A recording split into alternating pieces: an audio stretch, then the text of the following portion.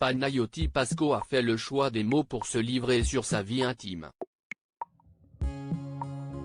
Dans son tout premier livre, La prochaine fois que tu mordras la poussière, l'humoriste révèle son homosexualité et il raconte ses premiers amours. Depuis le 23 août dernier, les lecteurs peuvent découvrir le premier livre de Panayoti Pasco, La prochaine fois que tu mordras la poussière, aux éditions Stock.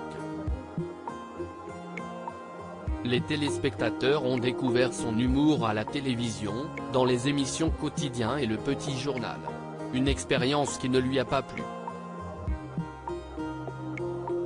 Je démissionne parce que je n'étais pas heureux.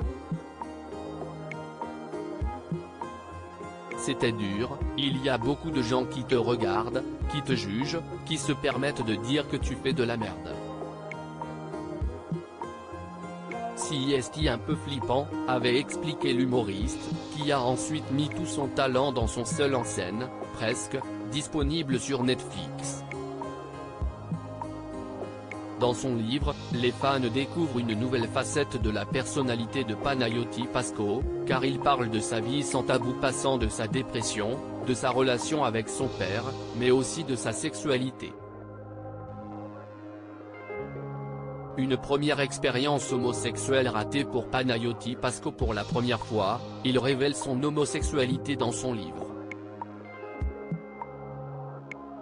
J'ai mis longtemps à le comprendre, et encore plus à l'accepter. J'ai toujours eu peur de me brasser les filles, j'étais mal à l'aise.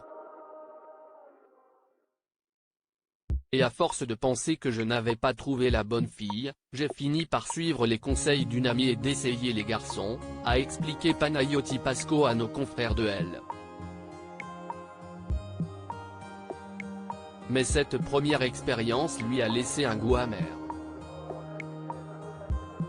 Cela s'est très mal passé, ce qui m'a conforté dans l'idée que je n'étais pas homosexuel. Et rassuré, a ajouté l'humoriste. On découvre vraiment les choses à travers le cœur avec les filles. Panayoti Pasco avait pris l'habitude de communiquer par des sextos. C'était une manière de mettre de la distance entre elle et moi. Ce qui me faisait kiffer, c'était l'idée de les présenter à mes parents. De rentrer dans une norme, de répondre à une injonction. Plus sociétal que familial d'ailleurs, a avoué l'humoriste, qui a finalement trouvé un équilibre amoureux.